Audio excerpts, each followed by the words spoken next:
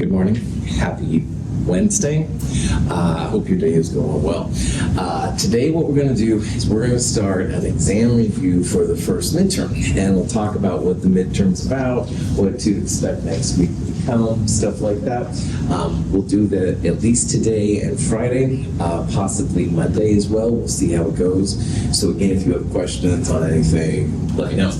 But for those of you with Monday's lab, next Monday at 1:10, we will not look at problem set 4 and take quiz notes for them.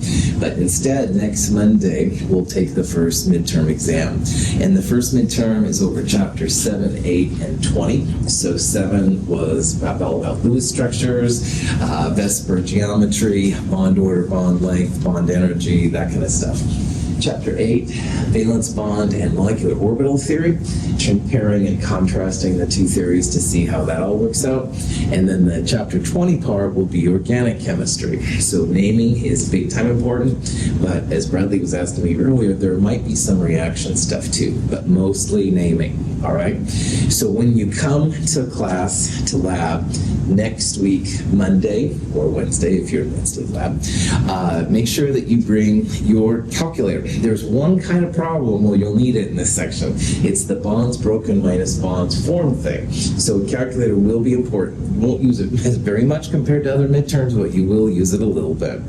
Also bring something to write with. You're welcome to bring 1 page of handwritten notes. Double-sided is fine. Nothing from the computer. Make sure that you staple that to the back when you're done. You'll also turn in the organic chemistry lab that we started on Monday. One new thing that's going to be due is what I call an exam prep worksheet. And if you've had me before, you've seen this, but if you haven't, exam preps are 1 page double-sided, usually about 5 questions. And the 5 questions have a question, and the answer is given, and you just show some work how to go from the question to the answer. So I'm hoping it's not a big deal, but if you do get to number 3 and you're like, what the heck? All right, reach out to me, talk to the tutors and stuff like that. I want to make sure everybody has those skills before we start. So that'll be due Monday at 1:10. It's in the companion right after problem set 3.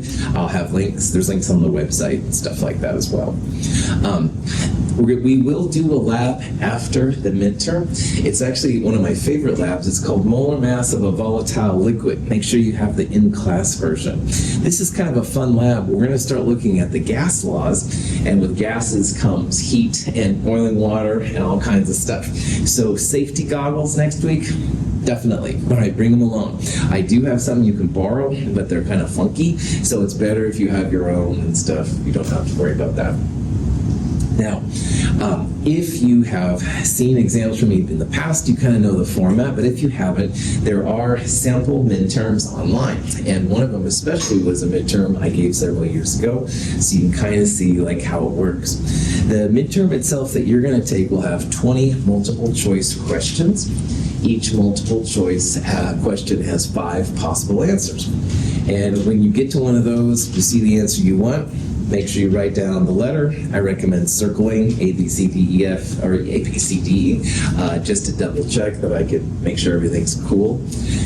There will also be 5 short answer questions. 5 short answer questions mean things that you want to show your work and stuff on, jazz like that. The midterm will go from 1:10 until 3 o'clock. So we do lab afterwards. And when I return your midterm to you, there will be a summary sheet at the end of the midterm stapled to it. So in this case, it'll say like how you're doing in the class. And you should really look at this pretty closely.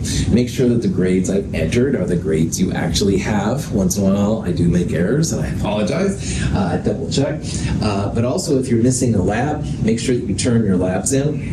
Turning all the labs in, even if they're late, you get what's called the lab completion bonus. Lab completion bonus is just points for turning in all the labs. So, never a dull moment. Questions? Anything? If you do think of questions between here and when you take the midterm, make sure you reach out to me. All right, no dumb questions and stuff like that. We're going to figure this all out. Should be pretty cool. But if there aren't any questions, we'll start the review. let's do it.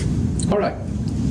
So we're going to start off with Chapter 7 material, which is Lewis structures, Vesper, jazz like that.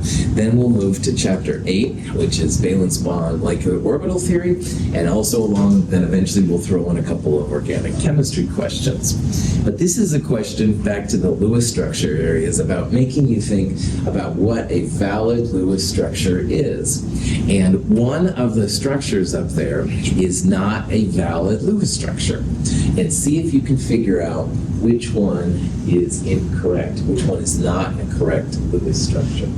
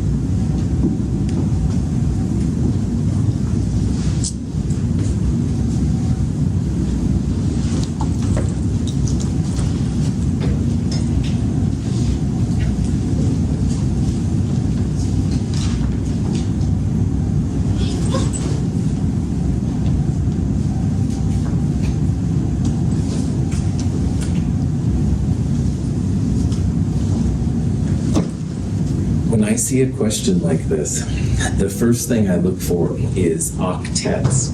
And most atoms need an octet. Now, there are ones that can go under: boron, beryllium, aluminum, those kind of things.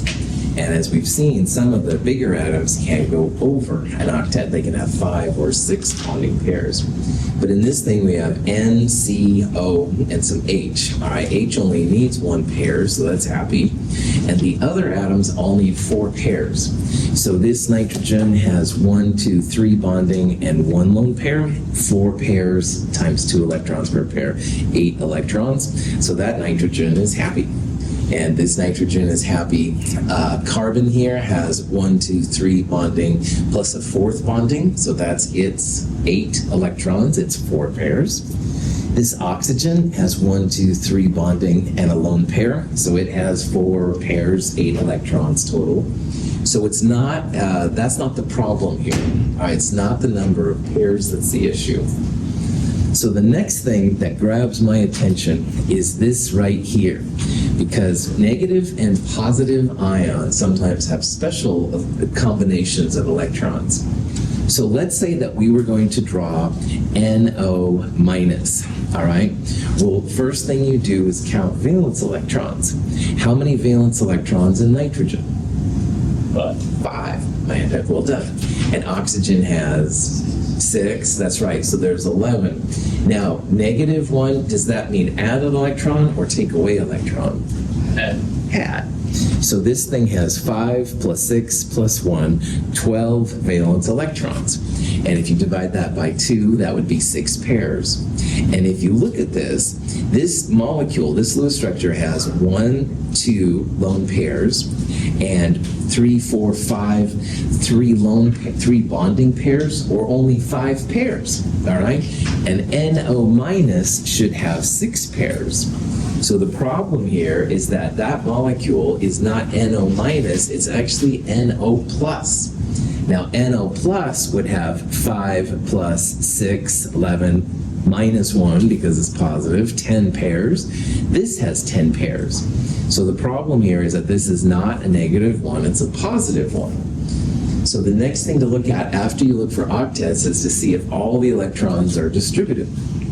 Now, your formal charges are weird on some of these. We've seen about formal charges. Carbon monoxide looks really ugly. Carbon is negative and oxygen is positive. But this is the only way to draw it with an octet. So this one is okay. It's weird, but it's okay. This is kind of the trouble child. So, any questions on that? Cool. So going along with the theme of the last one, which of these is not a valid Lewis dot structure? Right. And especially after what we just talked about, see if you can figure out which one of those is incorrect.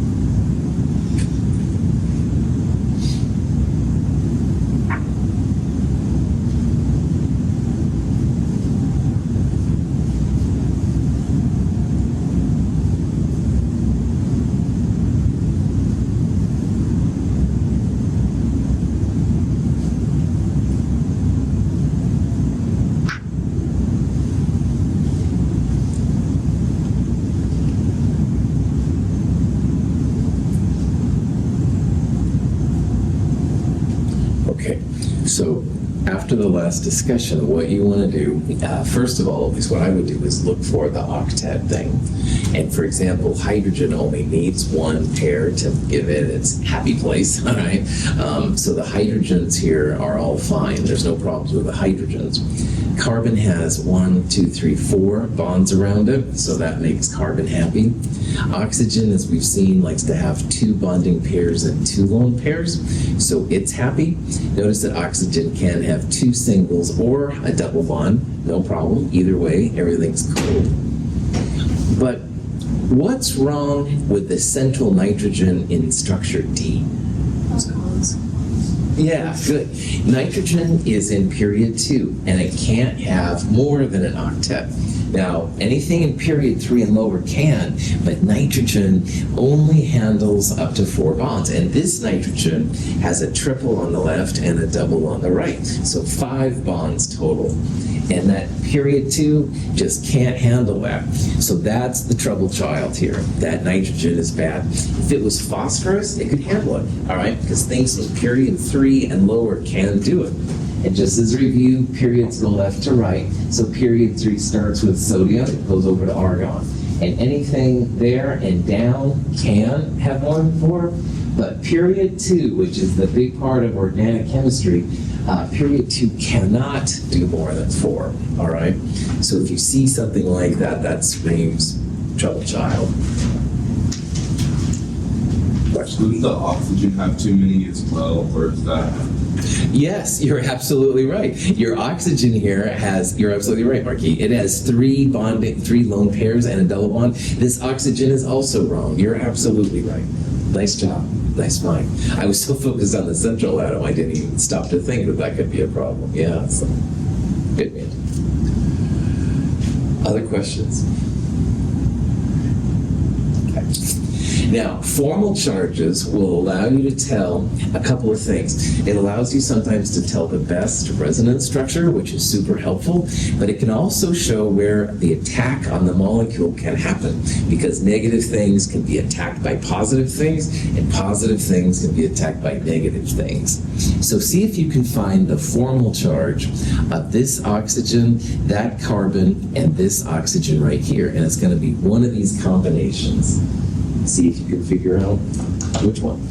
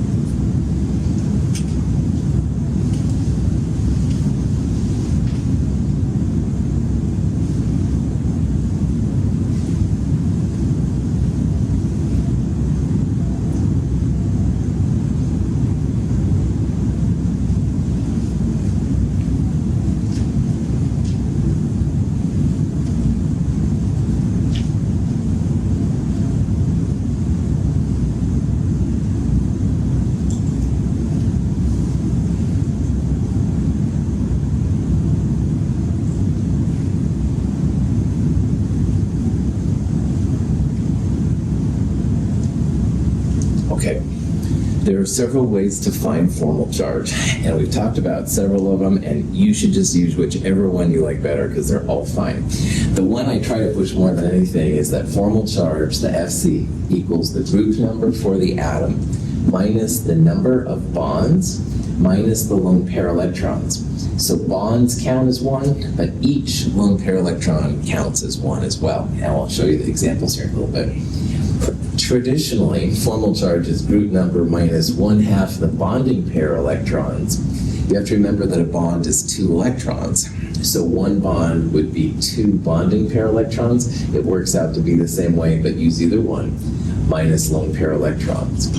So in this molecule, what I would do, you can start with anything you want. Let's start with the double bonded O, all right? So the formal charge would be the group number for oxygen, which is 6. You subtract the number of bonds, so that would be 2 bonds in the way I'm trying to push. But each of those is 2 electrons, so you could go 1/2 of 4. That's cool too, all right? But I'm pushing more of the bonds these days than anything. But the important part is that you do count each of the lone pair electrons. So there would be 6 minus 2, one way or another, minus 4. Formal charge of that left-hand oxygen is going to be 0. Okay. Questions on that? Okay. So a 0 formal charge just means that it's not likely to be attacked then by something positive or negative. It's not letting other positive and negative things know that it's out there. All right. That's kind of the idea. So usually that means it's a little bit more stable. The carbon in the middle, carbon is a group number 4. The number of bonds, there's a double and 2 singles, so that would be 4 bonds. And carbon has no lone pair electrons. So the formal charge on the carbon is 0. And then the oxygen on the far right, is also group number 6.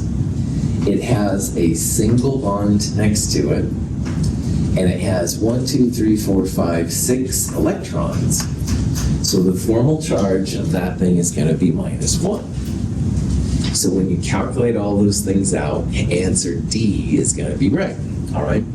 Now, this molecule has a charge. All right. And if you have a good resonance structure, then all the formal charges together, when you add them up, are going to equal the charge on the ion, if anything. So 0 plus 0 minus 1 gives you -1. By the way, hydrogen is 0 when you figure it out too. So this is a valid Lewis structure. And what this could tell us as chemists is that this is going to be the reactive side right there, because it's got a negative or a positive, all right? I was around my niece the other day, and she had an owie, and I thought, wow, positives and negative charges are kind of like owies, but I'm definitely, all right, brought that back on. Anyway, they get attention, all right, by chemically, they get attention, all right? And this is going to be like a magnet for other things, especially positive things will come in. Now, another reason why this is a cool form is that this will resonate, so the negative can kind of flip back and forth on it and stuff, so which is kind of neat, so that adds stability. These are the kind of things that chemists can get out of formal charges and these kind of processes. So, any questions? So, Vesper is an excellent addition to Lewis structures. As we've talked about, Lewis structures are for people like me who can't draw.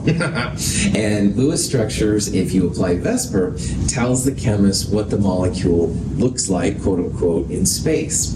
So this question says, which of the following corresponds to the molecular shape of sulfur dichloride?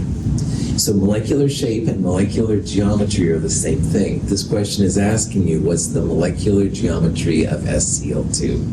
So see if you can figure out what the molecular geometry is. I would start by drawing a Lewis structure for SCl2, and from there you can find what the molecular EPG and molecular geometries would be.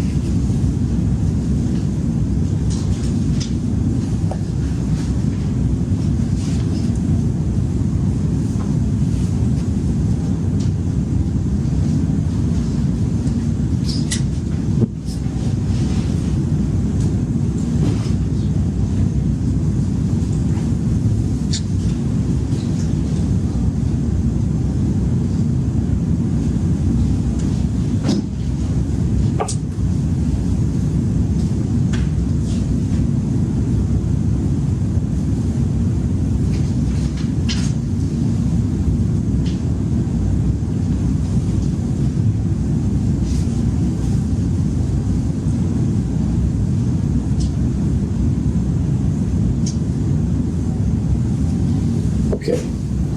So in this molecule, what I would do is start by drawing the Lewis structure. So this is a good review of how this works. Count up the valence electrons. Sulfur is in group 6, so 6 valence. Chlorine is group 7, and there's 2 of them, so 14 plus 6, 20 valence electrons. You divide it by 2, you'll have 10 pairs of electrons.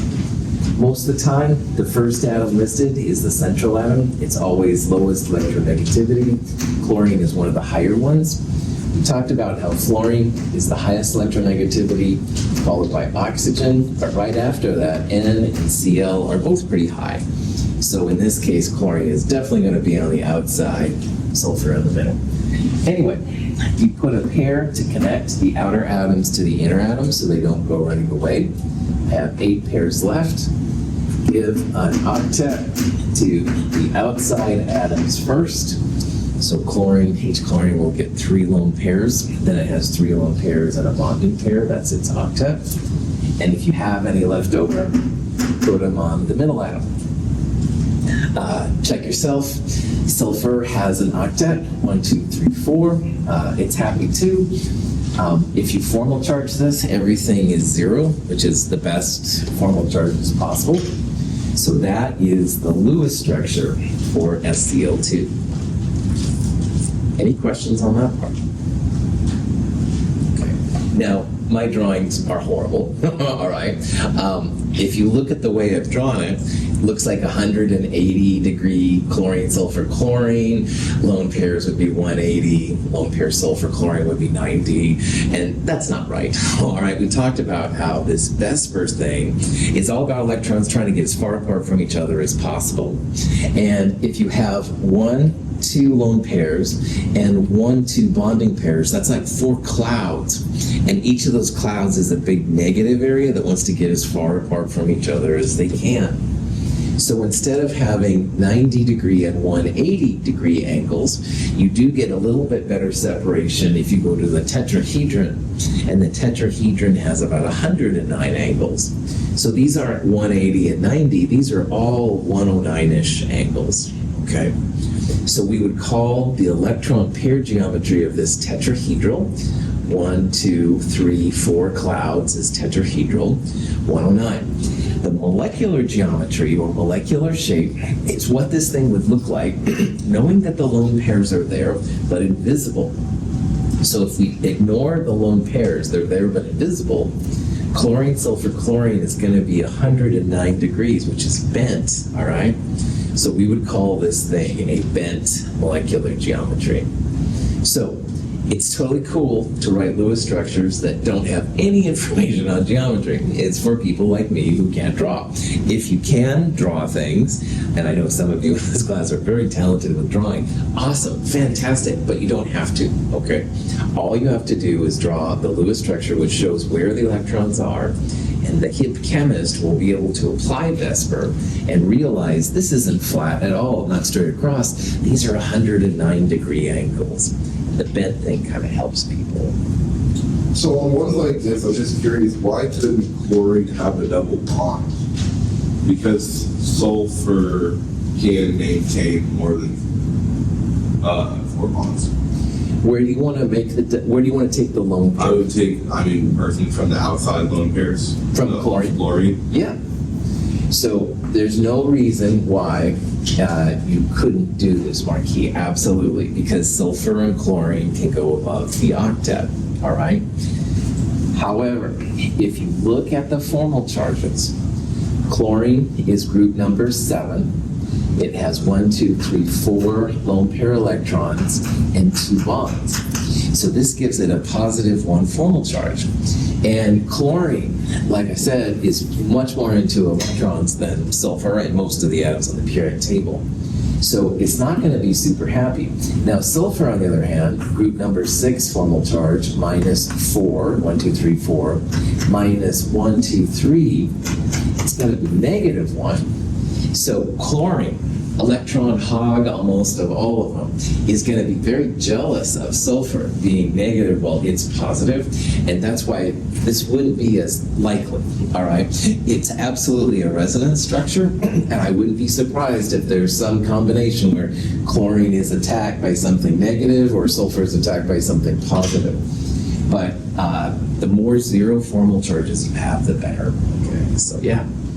So there's nothing wrong with that formal charge, but that structure, the way it is, but by formal charges, we would predict it's not as likely as when you have this one right there. Great question.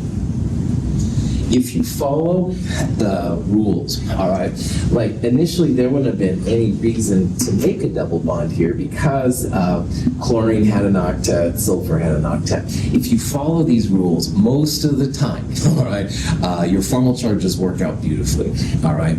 If you start making double bonds, in this case, like when there wasn't, like if sulfur only had one lone pair, we'd have to make a double bond, okay? But because it has two, there's no reason to, and so most of the time that has your back. Okay. Cool question. Yeah. Yeah. Other questions? The geometry, would it actually still be the same even if it had a double bond shared components? Yes. Another cool question. Let's put the double bond back and erase that lone pair. Double bonds count as one big cloud, all right? So around the sulfur, you'd have a bigger cloud, but it's still one cloud. 2, 3, 4 clouds, still be tetrahedral, still be bent, all that kind of jazz, you bet.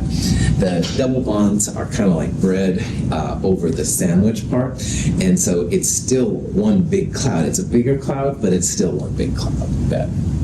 So Kevin's point is really good. Double and triple bonds are also just one cloud. It wouldn't be like 2, 3, 4, 5, like a trigonal point pyramid or something. Good. Other questions? Keep coming.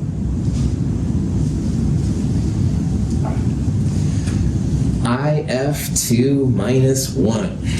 Now again, fluorine is really into electrons, so it definitely is going to be on the outside compared to iodine. This is a negative 1 ion, which means you're going to add 1 electron to it. But again, see if you can figure out the molecular shape, molecular geometry for this molecule.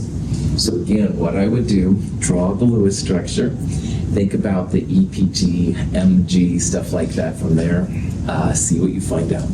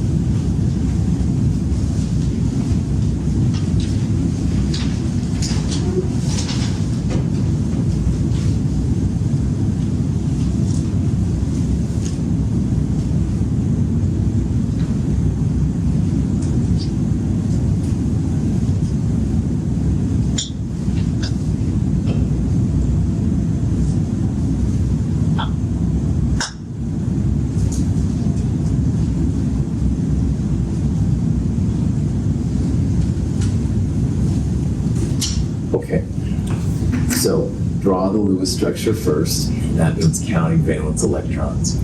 Iodine, fluorine, chlorine, bromine, they're all in group 7. So 7 for iodine, plus 7 times 2 for fluorine, and then plus 1, because 1 minus means an extra electron.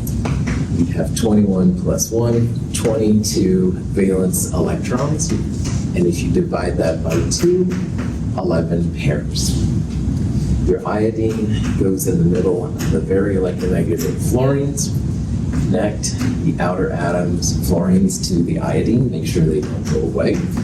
9 pairs left. Outer atoms get an octet first. So that means fluorine gets 3 lone pairs, and this fluorine does 2. The fluorines are now happy, and I've got 3 pairs left.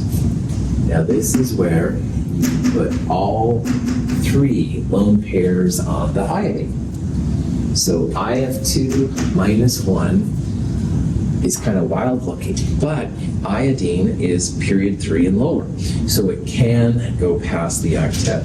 We couldn't do this with fluorine, all right, because fluorine is like carbon and oxygen and nitrogen. It has to have 4 pairs. But iodine can, so that's why iodine has 1, 2, 3 lone pairs and 1, 2 bonding pairs. Questions how I got that structure? What would be the name of this electron pair geometry?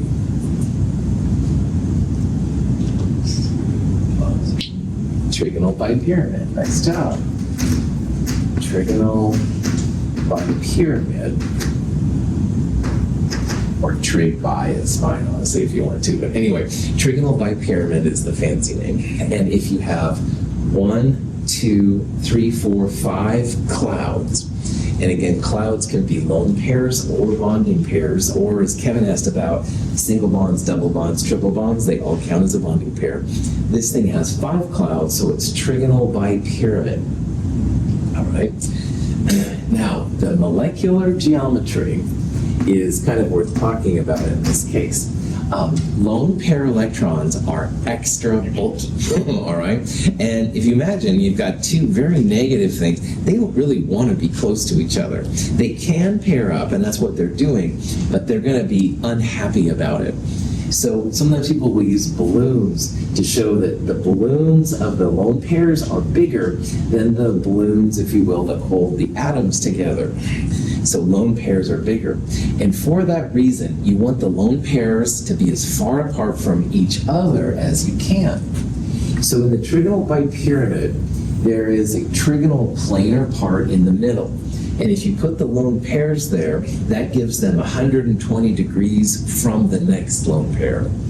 And that's better than if you have a lone pair here, because then you'd have at least 1 lone pair here. You'd end up with 90-degree lone pair angles, and that's seen as bad. So long story short, the 2 atoms that are in this molecule are going to be above and below the trigonal planar plane. So the molecular geometry here is linear, which doesn't seem conceivable at all based on what it's saying. But again, you want to keep those 3 lone pairs as far apart from each other as they can. It's weird, but this molecule is actually non-polar. The 3 lone pairs cancel each other out, the 2 Fs cancel each other out, and the whole molecule is non-polar, which is kind of a weird thing and stuff. So that's why I wanted to show you this example. But again, your drawings don't have to show anything about the geometry. Your successful application of VESPER is the important part here. So. Any questions?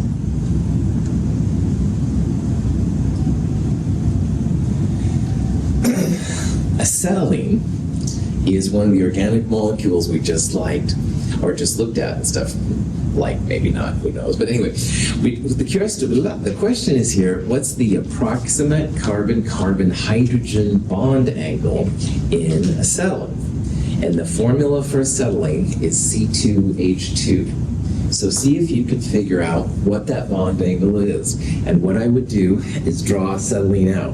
And if you don't remember anything about it, which is fine, remember hydrogens are always on the outside. They're never in the middle. So you're going to have the carbons next to each other. See what you can do with it.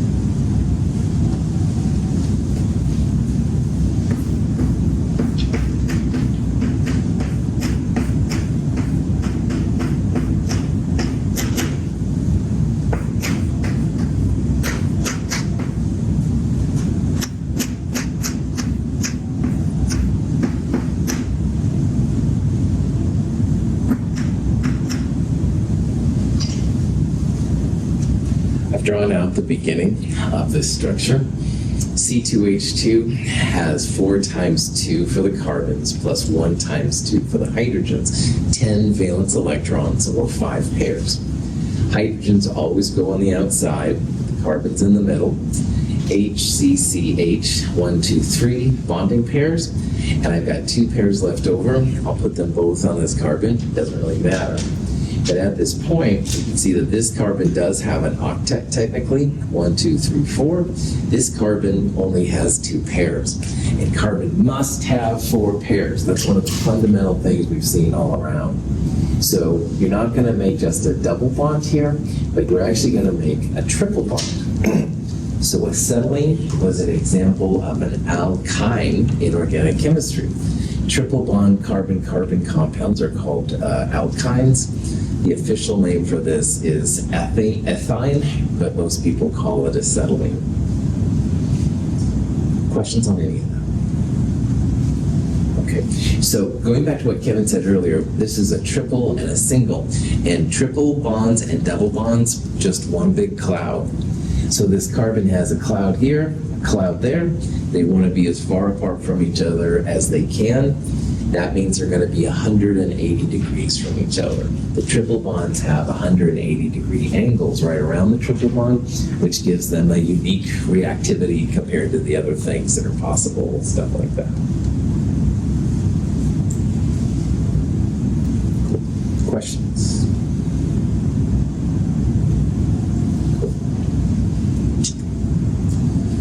Electronegativity is used to really tell what the central atom is.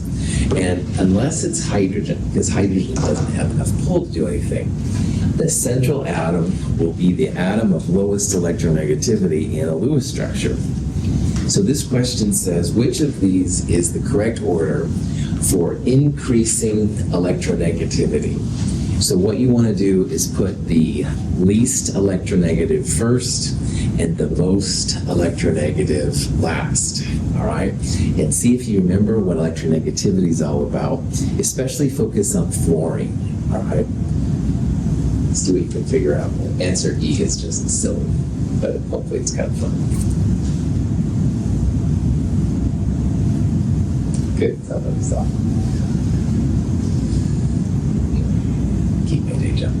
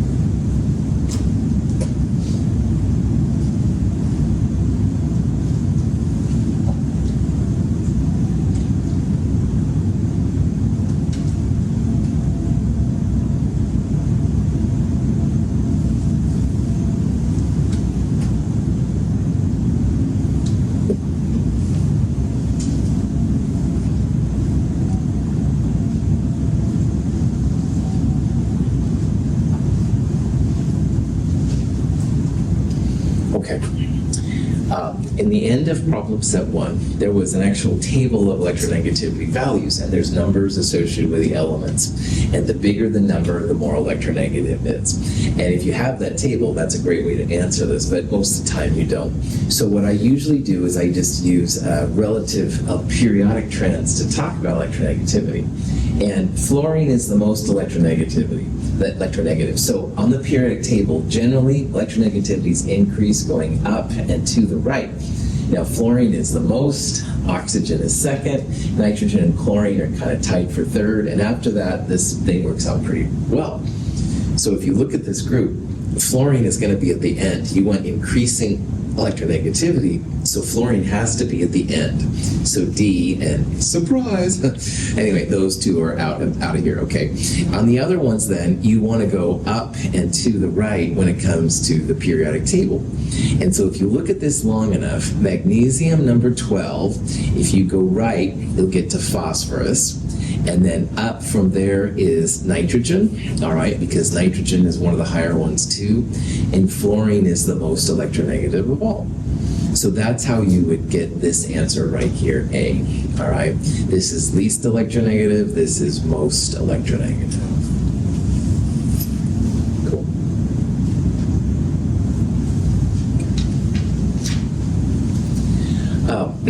Formaldehyde has a Lewis structure that looks like this. It's got a double bond O, and H is right there. Double bond, sloppy double bond.